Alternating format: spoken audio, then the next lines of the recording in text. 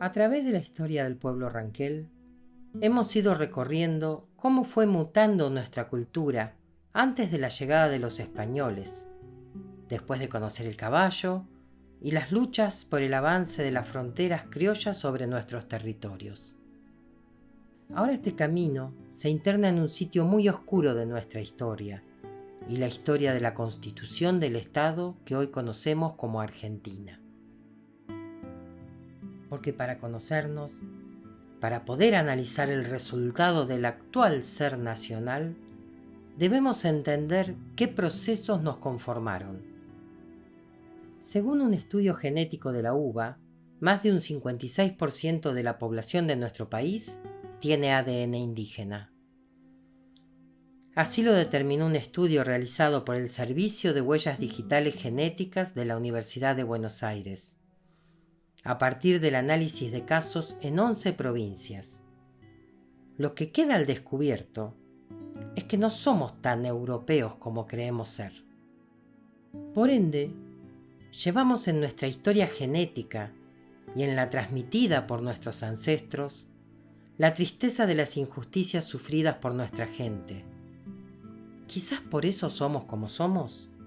Bueno, yo soy Mariano Nagui, estudié Historia en la Universidad de Buenos Aires y desde entonces había una temática que me interesaba muchísimo que tiene que ver la identidad nacional, y en ese sentido no me cerraba el discurso tradicional respecto a descendemos de los barcos. Entonces, por una formación de seminarios y materias en la propia universidad, después me fui volcando a esto y unos años más tarde me puse a investigar la cuestión de la isla Martín García, que era mencionado por muchas comunidades como un lugar de detención donde habían sido llevados sus familiares.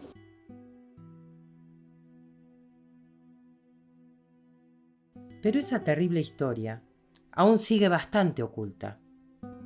Se sabe que hubo un enfrentamiento entre indios y españoles primero y luego entre indios y criollos por los extensos territorios de las naciones indígenas. Pero muchos de nosotros no conocíamos que hace más de 3 siglos y hasta entrado el siglo XX se siguieron llevando adelante políticas sistemáticas de genocidio sobre los pueblos indígenas.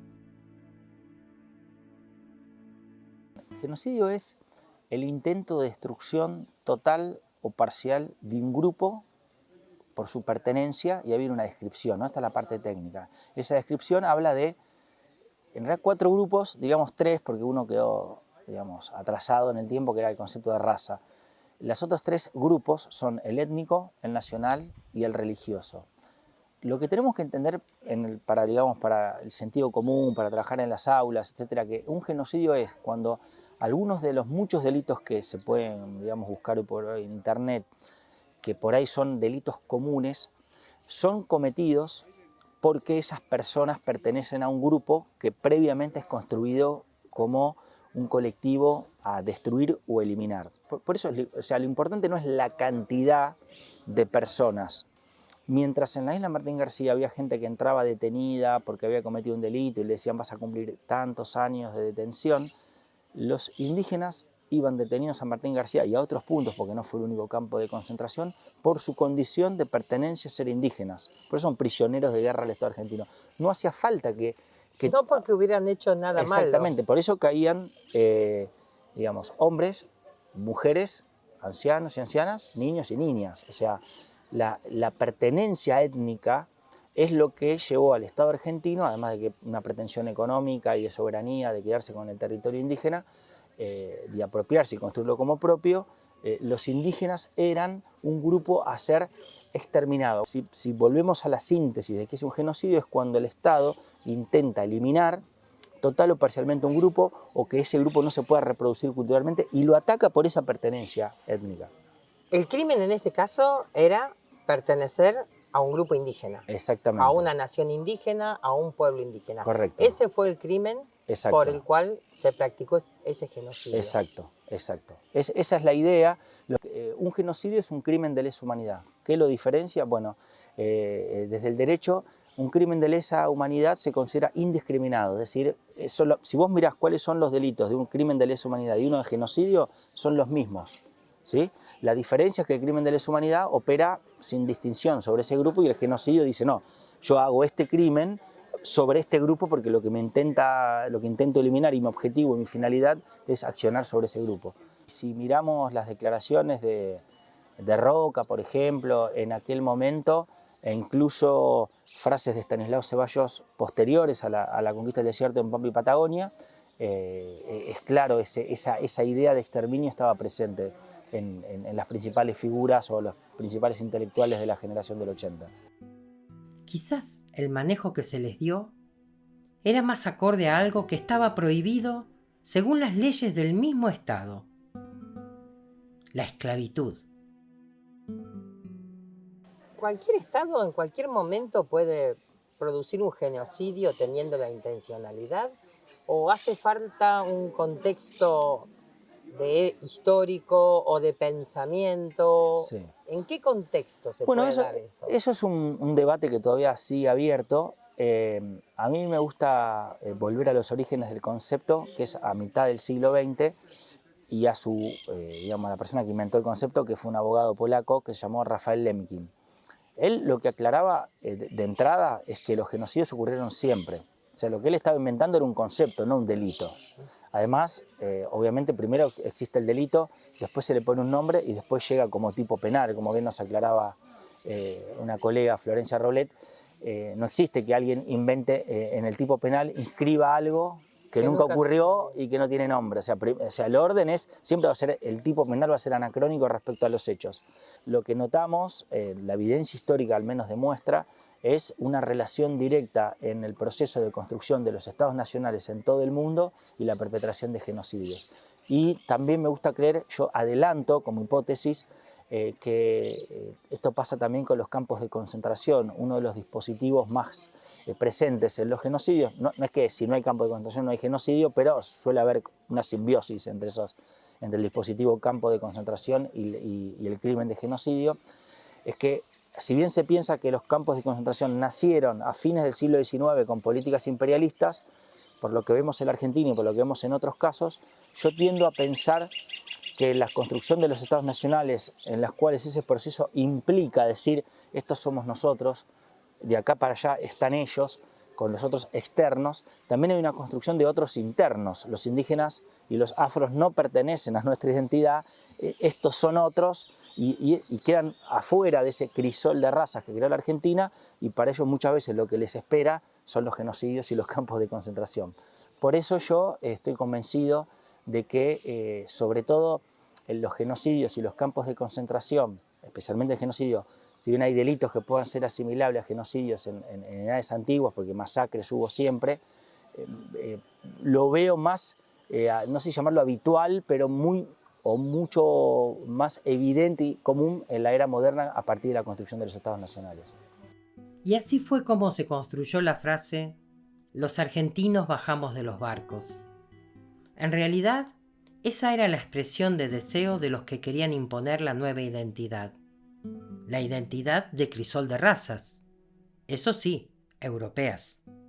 Por eso cuando hablamos de campos de concentración hay que diferenciar de campos de exterminio, que son los que inventan los nazis en la década de 1940. ¿No? Los campos de concentración, como dijimos, son anteriores y la idea era de concentración para después aplicar una política de distribución para tres destinos principales: las Fuerzas Armadas, en ese momento el Ejército y la Marina, luego el servicio doméstico, en el caso, como dijimos, de las mujeres y los niños, que iban a las grandes familias o a familias de clase media, que eso lo podían así solicitar, eso está absolutamente documentado. Y el tercer destino, muy claro, eran los ingenios azucareros, los viñedos en Mendoza, las estancias de distintos lados. O sea, recordemos que esto viene de la mano de la apropiación también del territorio, porque esa conquista del desierto, esa ley que reparte el territorio, lo que va a pedir a los privados, va a lanzar una ley que se llamó de suscripción popular, mediante la cual el Estado argentino invitaba a inversores privados a que compraran a través de acciones lotes de enorme dimensión, de 10.000 hectáreas, para luego con ese dinero hacer las campañas, y después se repartió esas tierras entre esos propietarios, que fueron en el primer tramo, que es el oeste bonaerense, el sur de Córdoba y la mitad de lo que es hoy la provincia de La Pampa, o sea, son 8 millones de hectáreas, en total son 14 millones de hectáreas, incluyendo esas 3 regiones, repartida entre menos de 400 personas, ¿no? O sea, con lo cual lo que estamos viendo es a grandes familias en general, grandes familias que se quedan con esos territorios, y también otras familias, digamos que algunas yo estoy justamente investigando cada uno de esas entregas, sobre las que no tenemos tanta información. Hay un... ¿Cómo llamarlo? Hay una línea ahí que es, si es gran familia, es muy conocido, en general tiene muchos lotes, muchas hectáreas, y los apellidos más desconocidos, entre comillas, no se quedan, por eso quedaron con un solo lote. Igual, un solo lote es 10.000 hectáreas, claro, ¿no? Que claramente. Un solo lote es 10.000 hectáreas, un montón. Pero no nos queda claro con esto que no era la guerra del pobre gaucho sin tierra contra el indio para tener un pedazo de tierra. No, claramente eso no es lo que sucedió. Eso. De hecho, muchos campesinos o gente que estaba ahí antes de la conquista del desierto, también se vio cuando se mensuran esas tierras, llegan y había gente adentro, también son corridos porque, digamos, cuando hablamos de 10.000 hectáreas son 100 kilómetros cuadrados. Las vendían con la gente adentro. Sí, una división por ahí porteñocéntrica, pero que sirve. La ciudad de Buenos Aires, toda la ciudad de Buenos Aires tiene 200 kilómetros cuadrados, o sea que 2 lotes es toda la ciudad de Buenos Aires. Entonces, que es el promedio de lo que se quedó cada uno, ¿no? Más allá que hay gente que se quedó con un solo lote y gente que se quedó, no sé, con 20 lotes, no muchos, pero algunos hay. Son familias de apellidos ilustres, claro, Unzué, Anchorena, Luro, Drisdale, hay muchos ingleses, o sea, esos son el grueso de familias, digamos, que son los que más se quedan. Después hay otras que, bueno, hay que investigar, digamos, si son grandes familias, pero lo que es cierto, que lo que encontramos en muchos casos, que después la mano de obra en esos lugares que son grandes propiedades, también van a ser los indígenas que no son apresados, que eso también va a pasar mucho. Muchas familias van a lograr huir y después vuelven al territorio ya privatizado y se empiezan a enrolar. Esto yo lo he visto mucho justamente en donde yo he investigado, en el oeste bonaerense y en el este pampeano, para decirlo de algún modo, de enrolamiento o de proletarización itinerante, la llamé yo, que son familias que van a juntar maíz en maleta o van, maletas se les llamaba, como iban como una bolsa juntando, después van acá, después van al campo de al lado y van circulando por esa región. En realidad volvían a sus tierras, encontraban que sus tierras ahora tenían otros dueños y no les quedaba otra que trabajar para sobrevivir como empleado mal pago de esos que se habían apropiado de sus territorios. Esa es la lógica, y yo agregaría un aspecto simbólico que es muy importante también para la construcción de la identidad, y decir los indígenas no existen más, se le suma por protección, por miedo y por temor, un temor absolutamente concreto de que el proceso de violencia continuara, como se ha demostrado en otros lugares, se ha demostrado con la policía fronteriza, después con parques nacionales. Sigue sucediendo en muchos lugares de nuestro país. De nuestro país, exactamente. Era la idea del silenciamiento de nuestra propia identidad para no ser reconocido y discriminado, etc. Con lo cual, ahí se termina de completar el panorama de apropiación de tierras, apropiación de cuerpos y también el proceso de invisibilización de las identidades indígenas en la Argentina, exactamente. No se entiende aún hoy por qué, si querían ser tan europeos, no se quedaron allá en Europa. ¿Por qué reemplazar flora y fauna autóctona por la extranjera? ¿Por qué en vez de compartir y convivir entre distintos pueblos, reemplazar a los habitantes propios de esta tierra por otros traídos de afuera? Todo era desestimable, menos la riqueza que proporcionaba esa gran extensión territorial en manos de grandes grupos de poder que deseaban construir un modelo agroganadero que no respetaba el ecosistema local. Destruir y reemplazar. Esa fue la consigna.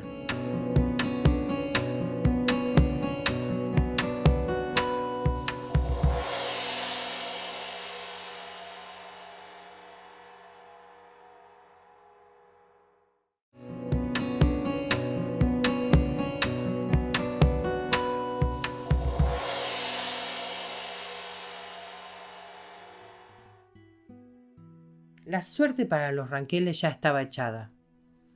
A pesar de los numerosos tratados de paz y la frágil armonía que estos mantenían, ya casi 2 décadas antes, una ley unilateral de Argentina había demostrado que nunca se pretendió cumplir con los pactos, que en cuanto se pudiera se iba a traicionar el acuerdo firmado. ¿Cuál fue la justificación para romper esos tratados de paz y seguir avanzando tierra adentro? Y, en definitiva, ¿cuál fue la justificación del genocidio? Lo que se hizo fue una reducción para justificar el genocidio de que solamente la relación era bélica, cosa que no es así. En un siglo XIX que, particularmente en la Argentina, estuvo plagado de guerras civiles, conflictos, también existieron, no es que era un mundo de paz y armonía, pero entre ellos estaban los tratados, como vos bien mencionaste, y lo bélico y el conflicto era parte de esas relaciones, pero no era lo único. Lo que va a ocurrir es que el Estado argentino, cuando ve o observa o analiza que más temprano que tarde va a poder, digamos, romper el equilibrio, lo que se llama la correlación de fuerzas, no sanciona leyes. Por ejemplo, en 1867 la ley 215 dice, bueno, mi límite va a llegar hasta Río Negro y Neuquén. Bueno, eso es un deseo, una pretensión territorial, pero aparte aclara, dice, esto va a suceder cuando termine la guerra del Paraguay, que la Argentina estaba participando junto a Brasil y Uruguay, lo llamó la Guerra de la Triple Alianza contra el Paraguay, entre 1864 y 1865 hasta 1870, y a partir de ahí es claro que comienza una política, primero tenue, pero después cada vez más fuerte de no negociar, de violar los pactos, de no firmar en 1877, ya 78 son los últimos pactos, pero además ir no ya negociando, sino imponiendo condiciones, negando la historia previa, pero además sabiendo que la superioridad técnica, armamentística, etcétera, iba a poder avanzar sobre eso. Entonces necesitó borrar la historia previa, pero a la vez avanzar sobre ellos y fijar condiciones. Esto se va a ver muy claro en la frontera, en lo que fue la frontera sur, la frontera bonaerense, donde las condiciones que se le imponían, incluso aquellas parcialidades que eran consideradas parcialidades amigas, que digamos, había tratados por medio y trabajaban de peones y jornaleros, se intercambiaban en la frontera, fueron corridos y cada vez se les exigía cargas militares más potentes, participar en conflictos... Condiciones abusivas. Condiciones cada vez más abusivas, hasta buscar el quiebre de eso y avanzar de manera unilateral sobre esos pueblos. Y esto se ve reflejado también en donde estamos, en Martín García, porque es justamente cuando esas políticas avanzan que empezamos a ver cómo se incrementa los contingentes de población indígena que es detenida y que es traída acá. En todo este contexto, había leyes también, Sí. porque ya estaba la primera constitución que, si no me equivoco, era de 1853, que decía conservar el trato pacífico con los indios. Claro. O sea, en el contexto que nos da la ley, la otra ley que decía que iba a avanzar la frontera era inconstitucional. Sí, y además hay algo muy, muy particular en ello, que es que esa ley 215 dice que hay que convertirlos igual al catolicismo, pero que reservaba un espacio para pensar qué iba a suceder con aquellas parcialidades o comunidades que aceptaran digamos, la soberanía argentina. Ya cuando esta ley, que es la ejecución de esa ley, cuando dice digamos, la ley 947 de 1878, dice, bueno, vamos a ejecutar esa ley que había sido sancionada una década anterior, no hay un artículo que diga, bueno, con las comunidades que se sometan, no, ya directamente el posicionamiento es unilateral. Por eso es muy importante entender cómo el Estado argentino hace digamos, un corrimiento desde trabajar o acordar, si bien también de avanzar con naciones, la idea de nación, de pueblo, de intercambiar, a interpelar e interpretar a esas comunidades como habitantes del interior de mi territorio, el Estado argentino, y se tienen que someter, y ya es un problema de fronteras interiores. Entonces pasa de lo que sería el derecho internacional a juzgar esos casos como un problema de fronteras interiores que están obstaculizando el progreso y la civilización. Bueno, todo ese pasaje que sea los años 70 es el que va a permitir y justificar justamente las campañas que van a tener un perfil y un carácter genocida, por lo que explicamos, ¿no? Porque se apresa a las personas, a los que están, a los lanceros, pero también a la población civil. Vos sabés que una vez un jurista belga que pasó por aquí, por La Pampa, estudiando el último tratado, el de 1878, me dijo, nunca vi en el mundo ningún caso de tan mala voluntad de un Estado hacia un pueblo indígena como la firma y el rompimiento de este tratado del Estado argentino con el pueblo ranquel. Es la primera vez que veo un caso tan malintencionado como este. Contame qué fue lo que pasó en 1878, cómo comenzó la última etapa del genocidio ranquel y cuándo crees vos que eso terminó. Bueno, eso es, digamos, justo en el momento bisagra en el cual ya no va a haber opciones para ningún tratado, con lo cual por eso ese tratado es violado prácticamente no, es violado y no es respetado, no es considerado, no hay tratados posteriores, pese a, hay varios estudios, digamos, investigaciones en los últimos años que demuestran cómo las parcialidades de distintos lugares intentan todavía acudir y apelar a la negociación para obtener condiciones de, digamos, que no sean de sometimiento total hasta bien entrada la conquista del desierto. No sé si, digamos, pensar cuándo cuándo empiezan las prácticas genocidas con los pueblos indígenas, es muy difícil establecer, bueno, esta fecha resulta complejo, como también resulta complejo y dificultoso pensar, bueno, ¿cuándo terminó el genocidio indígena? Una colega, Diana Lenton, dice, bueno, para algunos genocidios hay una fecha de terminación, por ejemplo, para el nazismo está el fin de la Segunda Guerra Mundial y la derrota del nazismo. Para el caso de la última dictadura militar, más allá del debate si fue genocidio, terrorismo de Estado, que es un debate que se da mucho, termina la dictadura y vuelve la democracia y hay todo un proceso muy largo de décadas de memoria y verdad y justicia, con el juicio de los comandantes y luego leyes de impunidad, se reabren los juicios. La pregunta es, ¿cuándo terminó el genocidio indígena? ¿Cuál es la fecha de cierre? Dice esta colega, para empezar a pensar en un modelo distinto. Entonces, bueno, eso es lo que genera en la actualidad que al retomar estos procesos históricos sea muy dificultoso porque no hay ni siquiera un pedido de disculpas por parte del Estado. Eso te iba a preguntar, que quizás se podría tomar como final del genocidio y comienzo de una nueva etapa el pedido de disculpas del Estado, que se ha solicitado muchas veces y siempre ha habido silencio total. Pedido de disculpas y una reparación histórica de todo el horror que se vivió. El final del genocidio, ¿bastará con una disculpa del Estado? ¿O será que hay una parte de la sociedad argentina que aún no entiende que los llamados indios también somos humanos con los mismos derechos?